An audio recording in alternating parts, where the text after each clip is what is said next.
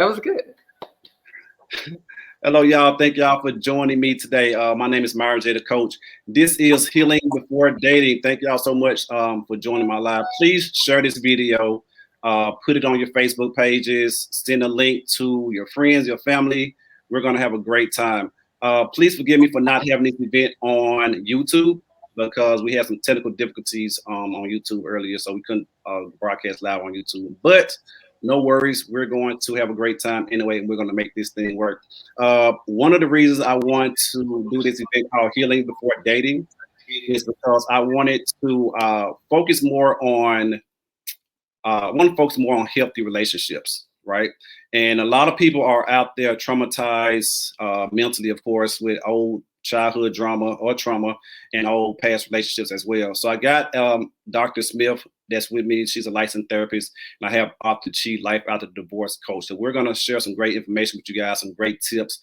Please share this live to your Facebook pages. Do a watch party if you can. We're going to have a great time and give you guys some great information. So please join us. Drop your comment in the box below. I will be posting them on the page as well. So we're going to answer your comments. Answer your questions, and we're going to be commenting as well. All right. So let's get this show started. I'm so excited about it. All right. So I have Untitled Chapter and I have Dr. Smith, licensed therapist. Of course, Untitled Chapter is a life after divorce coach. I've done plenty of a few events with her. She actually put me on her first event. I'm still excited about that. I told her that I was going to return the favor. So I got one more event to put you on. Our debt is cleared out of that. And so I got Dr. Smith on the show, man. This is my Sora. We go back like so far. We're from the same city, Mississippi, same state, Mississippi, and in the same area. Kind of rivalry high school friends, I guess you could say. So I've been knowing her for years, and y'all, she can sing too. She don't want nobody to know that, but this girl can sing. I'm telling y'all, we used to do events together like all the time. And so I'm so glad to have you guys on the show, man. I know you guys personally as well. And when I came to you guys, asked you guys to be a part of this show, y'all did not even think twice about it. Y'all was down for it. Y'all didn't want no money, thank God, because I didn't have it, you know. I did ask for money, but you said no. But we'll talk about that later. The stimmy haven't came in yet. That's what they call the stimmy haven't came in yet. So when it starts pending, I got you. I think I get paid tomorrow. I got y'all. But anyway, make sure y'all share this live and make sure y'all comment, leave your questions, that type of deal. We want to have a great conversation with you guys. And again, forgive me for not going live on YouTube, technical difficulties, but I will be posting the replay within 24 to 40 hours so you guys can watch that. All right. So we're going to start with Untitled Chapter. Let us know about yourself and just give us some information. Hey, everybody. Thank you for having me, Myron. It feels great in your little lounge here. I'm so excited. I know this is your first show, so it's just amazing just to see, how you put all this together. I know it's going to be amazing tonight. So I'm Chidima Author Chi Anusium. I am a life after divorce coach, and I coach individuals that have been through a divorce, help rebuild their life afterwards. So I'm not an advocate for divorce. I just help you heal from it.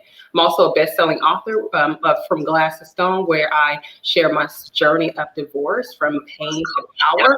And I teach men and women how to rebuild your life. And you can still have a really, really beautiful life after divorce. It does not mean you're dead. It does not mean you're damaged. It means you're a diamond. Just because you were buried doesn't mean that you can't come up and shine. So that's my message. And it's a pleasure to be here tonight.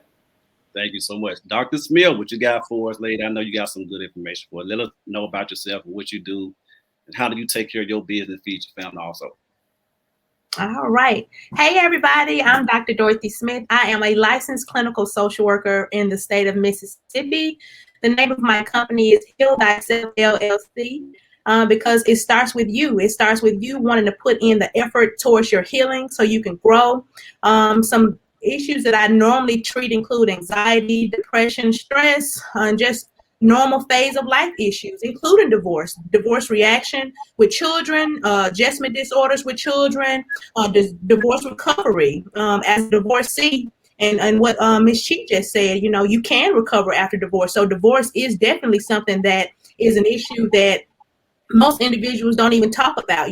Most times when a divorcee comes around, it's like a social leper. But I'm here to tell you today that you can stand after divorce and after that loss and after that trauma, and just being open with it. So thank you for that, for sharing that information, Myron. Thank you for inviting me to your show tonight. I'm excited to just share whatever expertise I can with regards to any type of disorders or mental health, or however you want me to serve. So I'm here. Let's do it.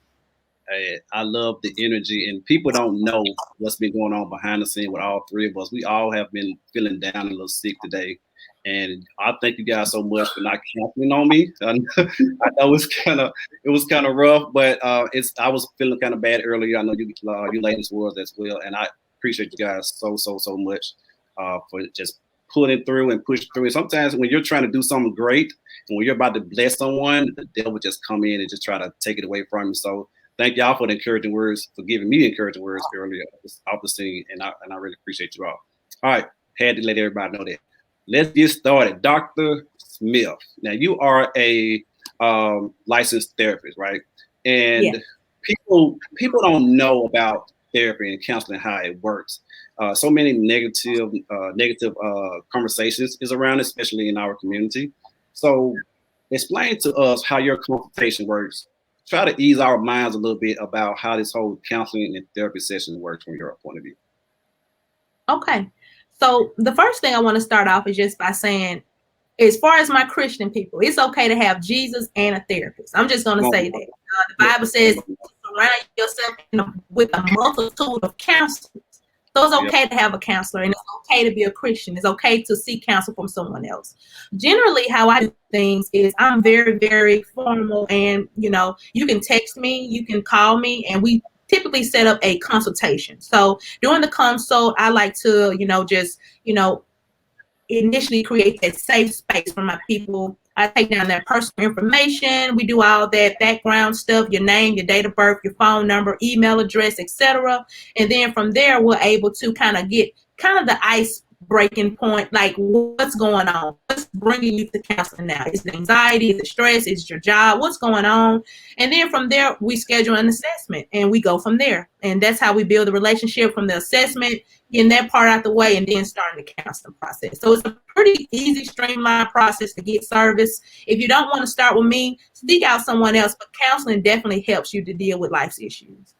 Yes, ma'am. And we've all been divorced before. I'm 4 years in. I'm pretty sure you ladies 2, 3, 4 years in as well. So the healing process is so important.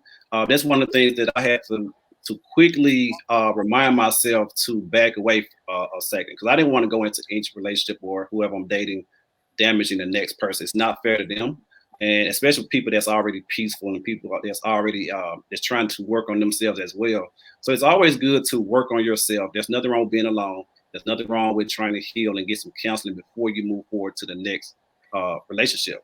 So Arthur Chi, tell us about your experience for, like, when you've been divorced and before you started back dating and got done dating. What did you have to do to make sure that you was okay mentally?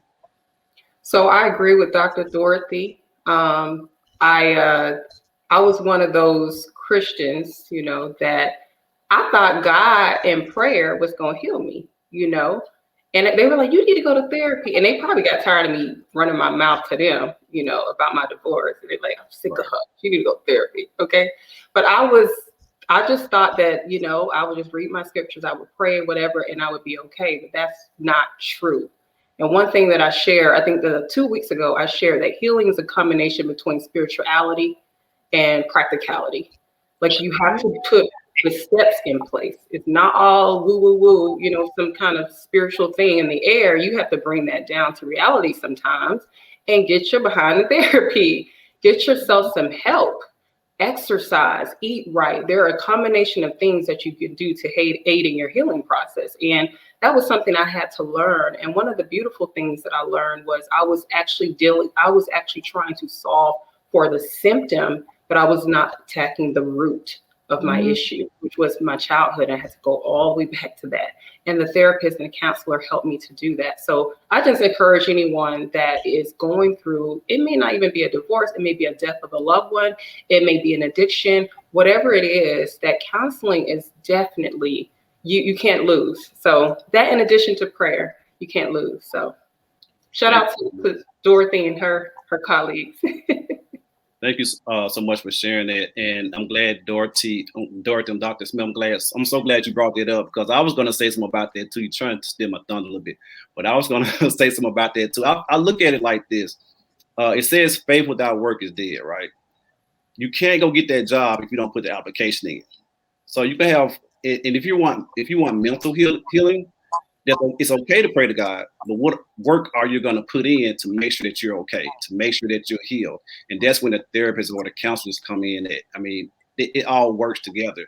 And I just hope that people that's watching feel comfortable about going to therapy, knowing that it is okay to seek some help. And like Dr. Chi stated, a lot of stuff comes from your childhood that you don't even know that you're going through, and some people don't have someone to talk to. And when I went to therapy, and just like Dr. Smith stated, when I went to therapy, everything went pretty well. It went great. The consultation, the question that she asked, she really brought some things out of me for me to speak on, for me to talk about, and some stuff from childhood, from stuff from previous relationships and marriages and that type of deal.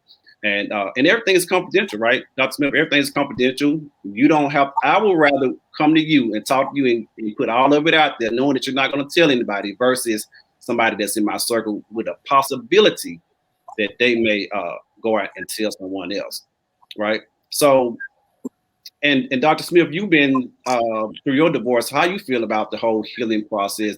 Did you get a therapist as well, even though you're a therapist? What about how that worked for you? Of course. I initially, we actually started couples counseling to try to work it out, and it went on from him just kind of dropping off and me staying with the therapist, and from there, she was able to support me through the initial phases of filing for the divorce, and then the after effects of the divorce. Every great therapist has a great therapist, and I still talk to my therapist now. And a lot of individuals ask me, they say, "Well, Dot, it seems like you just got over it so fast." Well, I went to counseling. That's why. It's not that I just got over it. I was able to be supported during my recovery process and have someone that I can share my feelings with, and it be confidential. And that really matters, going somewhere where it's safe and secure. Now, as far as confidentiality goes, there are some loopholes to confidentiality where we have to break confidentiality, like if you say that you want to hurt someone or you want to hurt yourself. So, we do have to report that as mandated reporters to the larger society. But other than that, it was definitely a great process for me to have someone in my corner when I was at that low point. I do want to add to the part about my childhood, because I want to clarify that. I had a wonderful childhood. My parents are amazing. Yeah. I was always raised in a 2-parent household. And so the misconception is that I don't need to go back there. Right. But there were some poor interpretations I was making as a child about myself, about my identity, about the things that I felt like I wasn't good at. And because children, children are really poor interpreters. They can look at things and they can read it wrong. Right. And so I'm just saying all that to say, even for those of you that may have had a good childhood, it doesn't mean that there was something maybe still there that started from when you're really young. Maybe it was a mindset that you had or a disappointment that you experienced that you still may want to go back and look at. Is that correct, Dr. Dorothy? Oh, yes, ma'am. Yes, ma'am. It's important to know what your attachment styles are. It's important to know what your relationship patterns are, because that helps to frame a lot of things, whether you had a secure attachment, an avoidant attachment, growing up in childhood, and then that helps to shape what your boundaries look like in intimate relationships. Some people may have rigid boundaries in intimate relationships, whereas I know I have very porous boundaries. I really want to get to know the person that I'm with. And it seemed as though I was attracting individuals who were emotionally unavailable, and I was available. And just realizing what my patterns were and the type of people that I was attracting played a lot of, and I was able to find out about that by going through therapy. So yeah. Right. So do you feel that the people that you was attracting was a reflection of yourself and what you've been going through? Dr. Chi, sure. Yeah. Oh, for sure. I know for a fact. That's a loaded question there, Myron. I know for a I was putting out a lot of anxious energy and attracting exactly what I was putting out. And yeah, that's loaded there. I have the contrary to that. Because my energy was so bad, I wasn't attracting anybody. Mm-hmm. Okay. Like I felt like I was repelling people because, after my divorce, I had stinking thinking, right? Like everybody gonna hurt me. Like I don't want to be in a relationship. Men are this way. I'll never meet the right one. Like all of that junk, that nasty, negative, thoughts that then turn into negative speak. I mean, literally in my dreams, I couldn't get a man. I'm like, dang, you know what I'm saying? Like that's bad, It was the energy that I was putting out there. And when we talk about the healing process, sometimes it starts from that mental space, the thoughts that you entertain, that negative speak that you have about yourself, what the negative beliefs that you put out there about other people and about yourself. And I had to start fixing that. And when I start to fix that energy and start saying there's somebody out there for me, just because this man wasn't did treat me right, doesn't mean all men are like that, and just starting to fix that. And it's like the floodgates of heaven open. People start to show up, and sometimes that's how it works. So I did want to share that perspective. Oh, thank you. So let me go ahead. I just want to jump in and say that healing isn't all spiritual baths, bubble baths, and working out. You have to really do that shadow work. You have to figure out what your insecurities are. You have to look at, like I said, your attachment style. I mean, it gets really ugly when you're really doing the work. So some people just believe that, if I go to the gym, that's it. I'll be okay. No. Well, we want to be able to uncover, what some of those traumatic things that probably happened to you as a child, even if you did grow up in a 2-parent household, there's still some things that could have happened to you with relationship to your dad, or how your dad interacted with mom when you were around, or a lot of things. So just knowing that healing is ugly. It's not a pretty thing. But it's definitely worth it on the other side. Right. So I'm going to ask a question that I get all the time when I go live on other social media platforms. One of the questions, and I want both of you guys, you ladies, opinion. They want to know, is there a time frame on the whole healing, or what's the time frame on, or is there a time frame, and how do you know that you're healed? 2-part question. You want to go first, G? Oh my. Okay. How do you know if you're healed? So healing happens in layers, in my opinion. I mean, even though I've 6 years post-divorce, I feel like there's still some things that I'm still working through after all this time, believe it or not. And I think we all are that way, especially the deeper the wound, the longer it may take. And so to put a time frame on it, I don't think that is fair, because I think everyone heals at their own pace, right? But one thing I do know is that even when, I had a stab wound on my hand, and even though it was closed up, when I touched it, it was an ouch, right? I could feel that pain.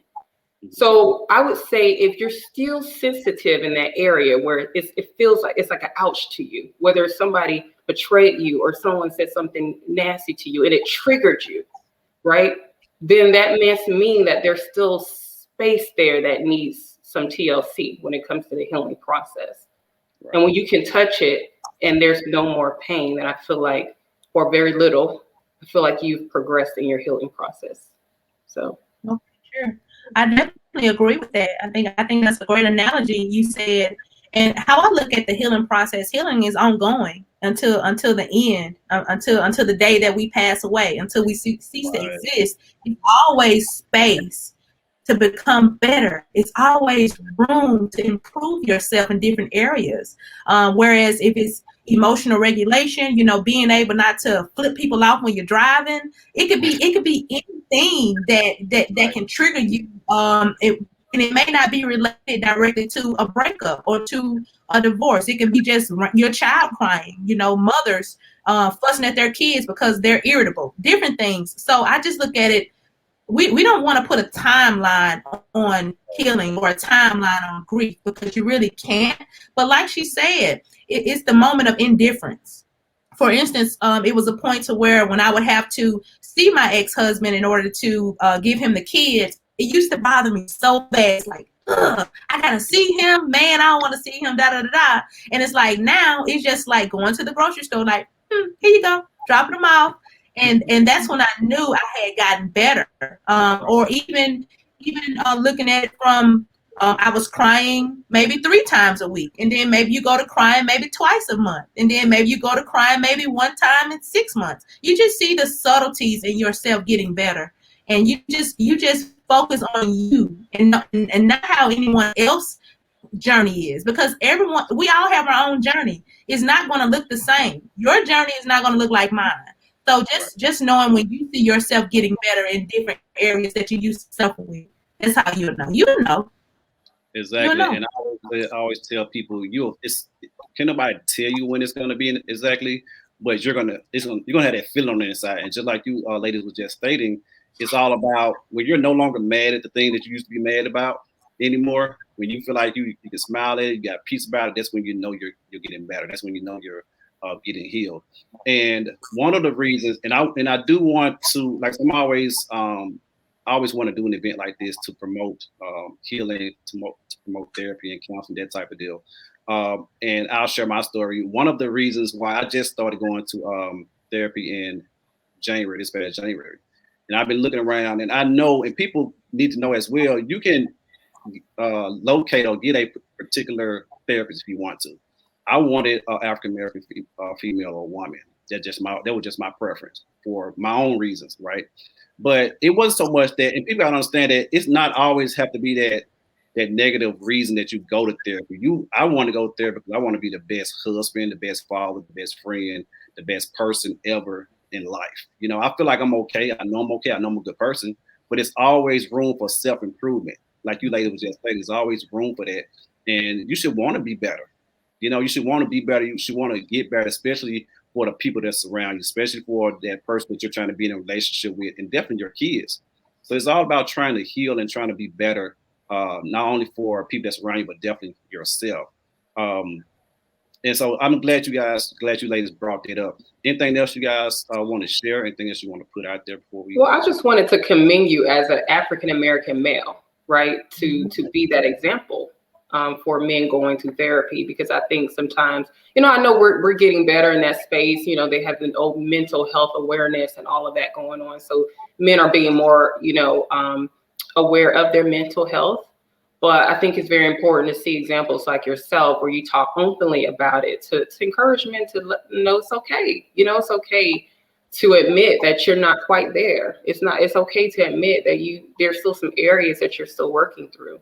So I just wanted to commend you for sharing that openly, and hopefully that'll speak to someone that's watching tonight to encourage them to also go. So I want to be able to do this event if you know I haven't gone through it. I have to come up with a different theme or something. So I won't be able to. I was just like, I'm telling you, I was just really excited about it, actually going. I said, God, I prayed about it. I said, I'm gonna do everything I need to do. Whatever my therapist want me to do, I'm gonna do it. It's been a time that I didn't want to go, but guess what? And I told my therapist, I said, look, I really want to meet with you today. I'm really drained this week. This is during the snowstorm. I'm really drained this week. I'm off work. My routine is out the window. And I just told her, I was just honest with her. And you can be honest with your therapist. They are non-judgmental people, just like we as life coaches are. We're non-judgmental people, and it's okay to be honest about your feelings. And that's one of the things Dr. Smith can back me up. That's one of the things that you guys tell us, is to be honest. And just really put yourself out there. You know, it was a question that she asked about my childhood and about my life that I probably never told anybody before, but I felt comfortable and okay with telling her, knowing that it wasn't going to go anywhere, knowing that she wasn't going to judge me for the most part. So, Dr. Smith, can you speak to that also? Yeah, I just want to piggyback off Ms. She said, man, what you're doing is phenomenal. Being an African American male and just saying, hey, I have feelings. I know for a fact that, you know, coming up, you know, when you saw a boy crying, you'd be like, shut up, boy, you ain't supposed to be crying. Yeah. So we teach our people not to have feelings. We teach our Black men not to express their feelings. And now, since the pandemic especially, there has been an uproar of males coming to therapy saying, okay, yeah, I wanna talk about what I've gone through. I want to get better. Like you said, I want to be a better man, a better friend, a better husband, a better father. And so for you to just have this platform, and however we flow tonight, but just for you to have a platform and as a male to say, okay, yeah, well, you need to heal before you start dating somebody. I think that alone is phenomenal, Myron. Great job. And as far as creating a safe place for your clients, you know, when my people come to see me, or my babies, I call them my babies. I call them, I love my clients. They're an extension of myself. And the reason why I love them so much is because I do the work. I live this. I breathe this. Just as I tell my clients to do things, I'm doing the same work on myself. Like I told one guy today, as I'm ministering to you, I'm ministering to me. When I talk about dialectical behavior therapy or cognitive behavior therapy or doing mindfulness exercises, these are things that I have implemented since my own divorce.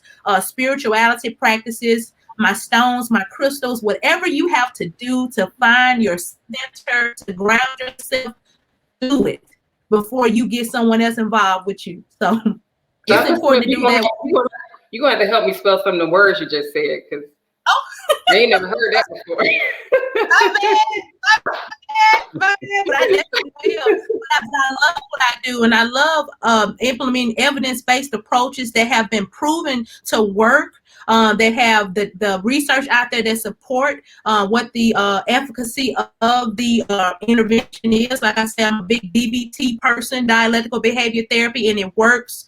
And so I love it, man. This is a great platform. And explain to people, I know a lot of people go from relationship to relationship. And I always said, people don't want to change. They rather go from one person to the next versus changing their ways and changing their behavior to be better men, to be better women. They rather go from relationship to relationship, damaging people to people. And when I got out of my divorce back in 2017, I started almost, not immediately, but I started dating. But I had to catch myself, and I knew I had to bag off because I didn't want to hurt anybody. And I guess you feel like that freedom. I guess men and women are different when it comes to that. You feel like you got that freedom. You just want to get back out there, start dating, that type of deal. But I had to catch myself. You know what I'm saying? Like, man, whoa, let me back up. Let me let this young lady know before it get too far down the line, before I end up hurting her or anybody else after that. So, and people need to understand that it's okay to be alone. It's okay to be by yourself. It's okay to work on yourself. Arthur Chi, can you speak to that also? How much time we got? What did you do? Were you alone for a while, or like how did it all? I was. I was a single mother. I didn't date for the first 2 or 3 years after my divorce. I know it seems like a long time, but I was just so focused on trying to be a good mom that anytime I want to go out somewhere, I would have like extreme mom guilt. Like I just felt like, how am I going now? I should be with my baby. Everything was about her. And someone told me, like, you got to give yourself permission to have fun, right? And give yourself permission. And when that mom guilt show up, punch it in the face and walk out the door with your stilettos, okay? So, and that's what I had to do.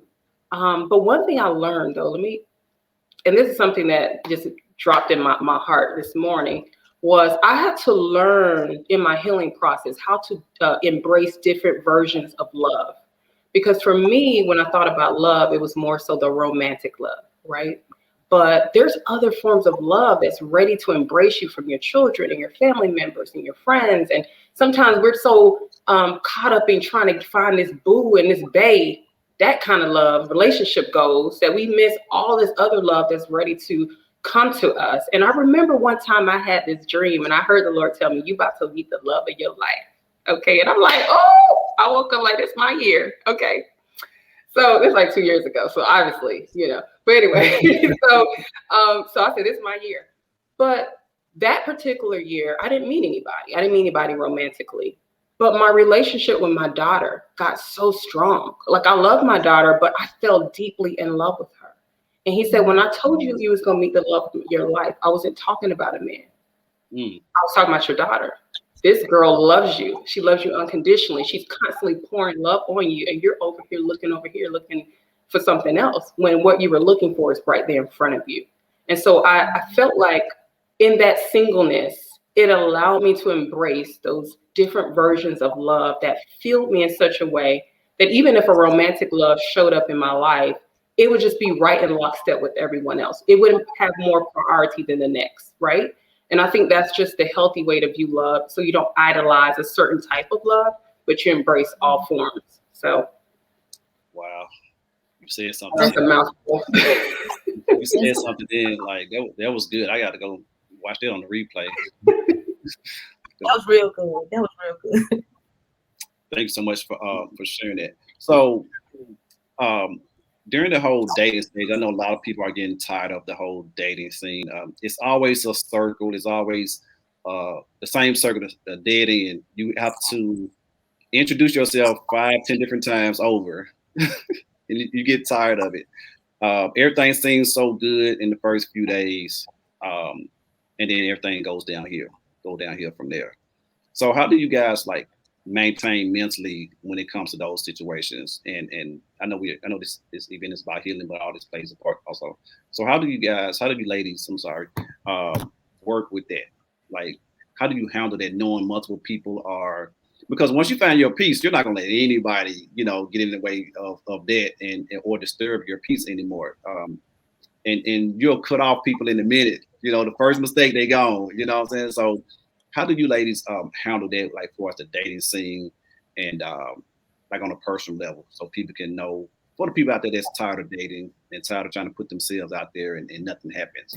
How do you ladies handle that? What's your advice for them?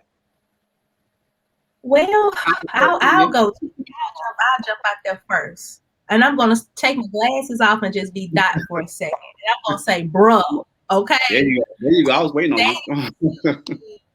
Is completely whack. I'm gonna tell you why it is. Everything's virtual. Everything, and especially now with the pandemic. So inside of wanting to get to know people, now you got this extra space of it being virtual, because when you meet people, you gotta wear a mask. I mean, it's just taking a risk. So pretty much I think that like the dating apps, they're cool, but it's really people not really serious about when they're on the dating app. Sometimes I think it's kind of like I think it's kind of like their routine. It's kind of like a routine for them. Like they're just on there, just fishing. Yeah. I believe that whomever I'm supposed to meet, I am currently seeing someone, and we didn't meet online. We actually already knew each other before, and it's kind of like the Lord brought them back around full circle from high school back into my life currently. I would say definitely taking it slow, but I think the whole social media dating thing is really just it just really played out, Myron. It's a toxic environment getting on those platforms, because you never really know who you're meeting. Someone can have this facade, like they have this, and then the whole time they're a snake in the grass. Right. So you really just don't know what you're getting. What you think, Chief? Okay, I guess I need to understand the question, because I think I missed the question. No, that's fine. I was just asking how do you handle, or what's your advice for handling like multiple dating, when you're dating multiple people, or not dating multiple people, when you're out there dating and it's a full circle, like you keep going through the same old thing. Your feelings is up there one minute, and the next minute it goes down, and that can mess with your mental as well. That's part of your mental and your healing as well. So how do you feel about that, or what advice do you have for? Been there. Okay, been there. Couple things. First of all, in some cases, if you're going through relationship after relationship after relationship, maybe it's because you don't need to be in one. I think there's seasons in our life where maybe God wants you to sit with yourself. Yeah. Work on yourself, work on your business, work on your purpose, whatever it is. Some people, we become serial daters where it's very hard for us to be alone. And sometimes the relationships will dead end because, you need to stop, right? Another piece of that may be, if you're going through these dead end relationships, it could be where are your priorities? Like, what type of person are you looking for? Because you could be dating multiple people, but they have the same spirit, different face, right? So reprioritizing and saying, okay, let me check my list out. Is it all superficial stuff? Is it what they look like? What's their zodiac sign? If they like shrimp and I like shrimp, so we soulmates, Or do we dig deep? Right? Do we dig deep? This is what I look for. how do you treat the people in your life that don't matter, like the waitresses and the car wash people? Right. When I'm dating somebody, I sit back and I watch them. And if they real, dismissive and rude, I already know a matter of time that's coming to me. And you can be naive all you want to and act like, oh, he don't do me like that. He real sweet to me. Oh, baby, please give it some time. It's coming. Okay. So that's the kind of things that I like to share. But at the end of the day, if you are going from one dead-end relationship and you're mentally and emotionally exhausted, take a break. It's okay. Take a break. Give yourself time. Date yourself. Take yourself on date, So that's all I got. And I want to jump in. Date yourself is so important.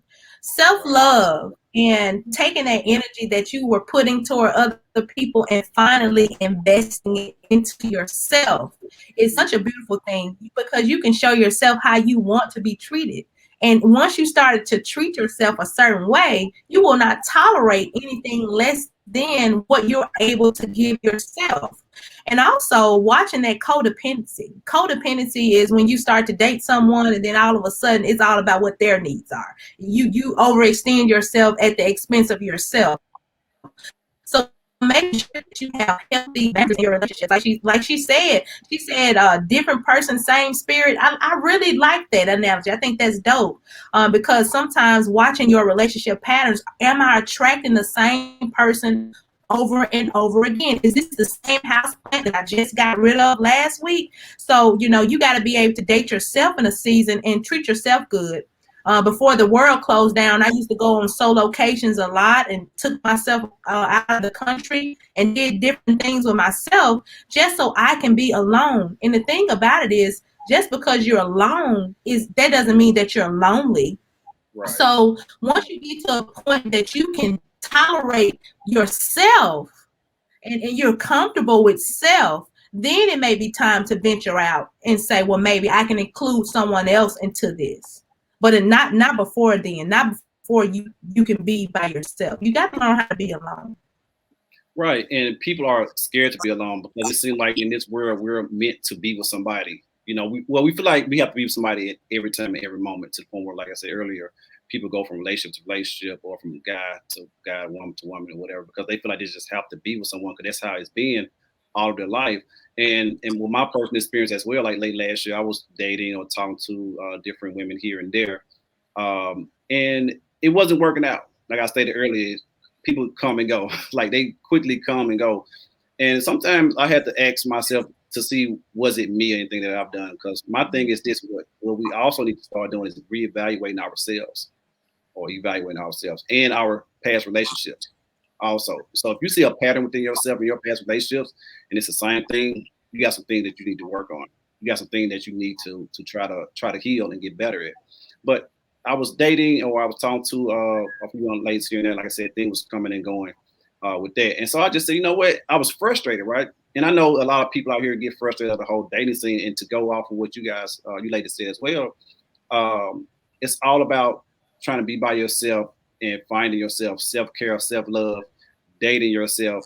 And on top of that, maybe, just maybe, God wants you to be by yourself. Like Dr. Arthur Chi was stating, God wants you to be by yourself so he can get to you, so he can start talking to you, and so he can start working on you, because it's something that he wants you to do. And we have to understand that everybody can't go on a journey that he's about to take us on. Everybody can't go on that journey. So you have to understand and be okay with the separation that God has from other people, because you don't know what kind of people they were. Like Arthur Chi and Dr. Smith was stating, people come with bad spirits. They some narcissists, they're controlling, manipulative. Some people looking for someone to stay at, looking for someone to take care of them.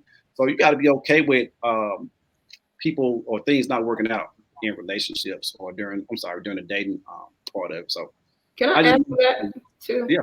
Can I add to that? Because I want to give perspective to singles out there that are still waiting on their forever person. Okay, some of you don't want to be married, that's fine, but you're waiting for someone to be in a relationship with. But I'm going to ask you a question. If you never get married or meet your forever person, how would you live? How would you be living right now? What are the things that you would do? Because I feel like sometimes single people, we put our life on hold because we're waiting for our man or our woman all that kind of stuff. I don't want to get a house yet. I'm gonna wait till I get married, if I get a house, or whatever. But if you take that out of the equation, what would your quality of life be? And what would you do differently? And whatever your answer is, I would say do that today. Like, just do that today, right? Don't hang your hat on your future, but live in your present. And someone said something about present is like a present, a gift. And sometimes we're so focused on our future that we miss the gift in front of us today. You can die tomorrow. You spent 20 years worrying about who you was going to marry, and you weren't even going to live that long, right? You missed out on today that you could have been having the time of your life, right? And so I just wanted to give perspective for those of you that are getting frustrated in dating process because you're not meeting the right one, but you have so much more life to live outside of that you're not living. You're not giving yourself a chance to live. So I just want to share that with you. Trying to preach. I see what you're doing. Trying to take and I want to jump in real quick because what she tapped in on is just being mindful. Just being mindful of where you are today, being aware of your moment, of this present moment where you are. Because if you're anxious, you're in the future. If you're depressed, you're in the past. But if you're being mindful, you're right here in the moment where you're supposed to be. And that means that you are being intentional and you're on purpose choosing to say, okay, this is where I am. I'm concentrating and I'm observing where I am today, not tomorrow and not yesterday. And understanding that in this moment, you can choose to focus your mind on whatever you want to. So choose to focus on where you are presently. So I just want to just put that out there too. Mindfulness is a great tool that you can practice on a day-to-day, focusing on your emotions, your thoughts, your body, how your body feels, your bodily sensations, and your surroundings. So right. And we have to allow ourselves to go through our emotions, and I always tell people, go through your emotions, but don't stay there. And because you don't want to dwell on it so much, but go through your emotions, go feel your emotions. I'm not saying put a time frame on it, but don't sit there, because the longer you sit there, the more you're going to start thinking about it, the longer it's going to even take you to sit there in your emotions. And I feel like we have things to do. We got kids depend on us. We got jobs to go to. We got businesses to run. We might have a book to write, or whatever situation may be. But you can't be the person that you need to be or great at what you need to be at if you continue to stay in your feelings and stay in your emotions so much or too long. So shake it off. It's going to be all right. Shake it off a little bit, but go through it though and allow yourself to feel, because when you try to hide it and hold it in and you don't let it out, you're going to just spaz out on somebody. Maybe your kids, maybe your parent, might be your significant other, or anybody that you start dating. So it's okay to go through your emotions and talk to someone about it. Got Dr. Smith on the line. She'll be glad to talk to you with her consultation. Got myself, I'm a life coach, and we got Arthur Chief, so we'll be more than happy to assist anybody with whatever you're needing. What else y'all ladies got, man? Y'all doing good. Like, y'all are preaching today. I can't wait to watch the replay. Like, y'all over here preaching. Arthur Chief out there in Georgia. She also has a book. Tell us about your book real quick. From Glass to Stone. It's an anthology. So it's a combination of 10 short stories of women that have gone through some really trying, difficult trials in their life, and they were able to triumph. And so I have a chapter in that book, chapter 4. Y'all go check my book out. But you can actually get it. I was the fourth child when I was. I'm a family. There's 5 kids. I'm the fourth child, and that number 4, boys, it bothered me so much because I'm like, I'm not the oldest. I'm not the middle. I'm not the baby. Who remembers who wins number 4 in a race? Think about it. That was the mindset I had as a child. Nobody knows. I'm nobody. I'm insignificant, right? But God had to show me different. That's not what number 4 means, right? So he gave me that chapter number 4, and he redefined that for me, and I'm able to share my story. And so, again, walking through my healing journey from divorce, it was in an abusive marriage, mentally and emotionally abusive, to a narcissistic partner. But I was very naive, passive, shy. I didn't have a voice. And so that combination of the two was just toxic. Okay. Finally, got to the point of my life where when I had my daughter, I was being yelled at in the hospital room by him because I allowed the nurse to take her to the nursery. And I was a bad mom already because I allowed the nurse to take away my responsibility as a wife. And I'm like, not even 24 hours since I had your child, right? It was that kind of stuff that it got really bad, that I didn't want my daughter to be in that environment. And so I left, and it was hard, but I eventually left. After I left was probably one of the hardest times of my life, because now I had to rebuild from something that I was so broken, right? And I remember I was at my mom's house, and I was staying with her temporarily because I didn't really have a place to stay. Left my husband, had a 3-month-old. I'm just like a mess. I didn't know what to do. I was just so overwhelmed. I felt like I was living a nightmare I couldn't wake up from. I'm like, what happened to my life? And I remember going to get my daughter, a bottle, and I just collapsed. I just passed out. I mean, blacked out. I don't even know what happened, but I think just the weight of the stress and the anxiety and all that, I was knocked out. And I remember hearing my mom's voice. It was really faint at first, and then it got louder. And she said, Chidinma. You know, she's Nigerian, so I got to say in her accent, Chidinma, don't lose yourself. Wow. And when she said that, it was like something in me just quickened, like woke me up. And I said, you're right. I don't care if I lose my house. I don't care if I lose my job. I don't care if I lose my money. I will not lose myself. And that was the phrase that helped me through my healing process. And so I said all that to say, if you're in a position where you are hurting right now, you may have lost everything, but don't lose yourself. What does that look like? You do your work. You do your mental work. You feel yourself. You do the self-love practices, but don't lose yourself, because it's all you got to begin to rebuild your life and make it beautiful. So I know that was long-winded, but I had to share that. No, that was good. I'm emotional over here almost. I know. I'm surprised I didn't cry. I normally cry every time I tell that story. No, but it just shows that you it's genuine. You know, you went through your struggle. And I always tell people, and I always say all the time, what we go through is not just for us. We go through it to help someone else, not to go through it or to look at the situation different, or to give them a different perspective of what they're going through. Because if we don't go through it, then who's going to tell them the right way? Who's going to help them? And so, and with your divorce and what you're going through, that's one of the reasons you became a life out of the divorce coach as well, correct? So how has that journey been for you? And what just really made you just say, you know what, I'm going to be a life out of the divorce coach? Yeah, it was kind of, I'm going to keep it short because I know Dorothy wanted to share that story too. But so obviously, after I started to decide I'm going to heal from this divorce, I did not heal alone. My Heavenly Father, I promise you, had a lot to do with it. I'm a believer. My faith, my prayer life was a big part of how I was able to heal. And then my family and my friends. When I tell you, my support system is the realest support system ever in life. Like, they breathed life into me.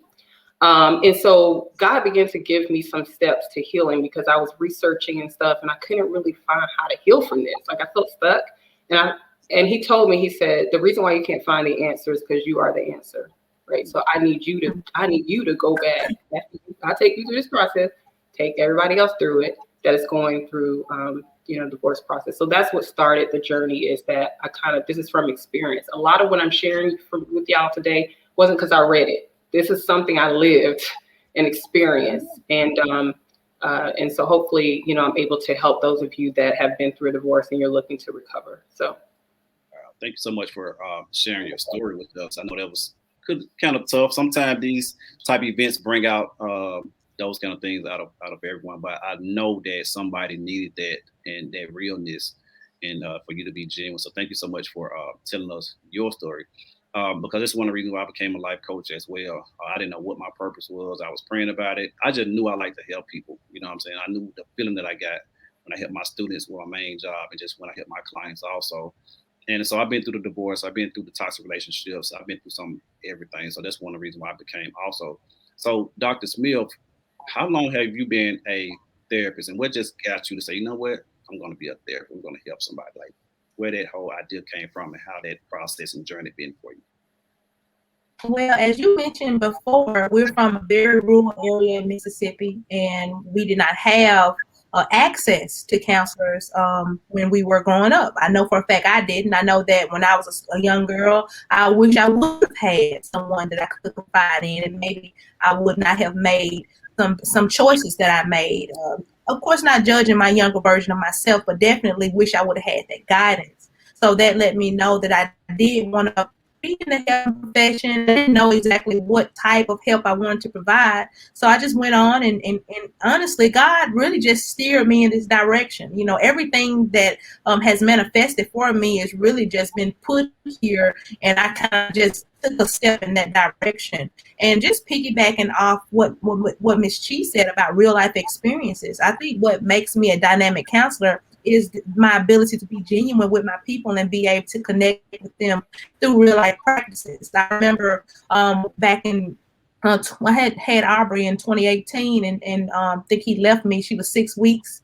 And I still had to see clients. And so I would be crying in between therapy sessions, and then people would come in and I would have to fix my face, and then I would have to see somebody. And then it got to a point to where I said, you know what, I'm not going to fake it anymore. I'm going to be transparent. So that's when I started to disclose and just be honest about what I was going through. And guess what? They started to open up with me. They're like, oh, for real? You going through that? Well, I'm going through this too. So it's definitely being broken.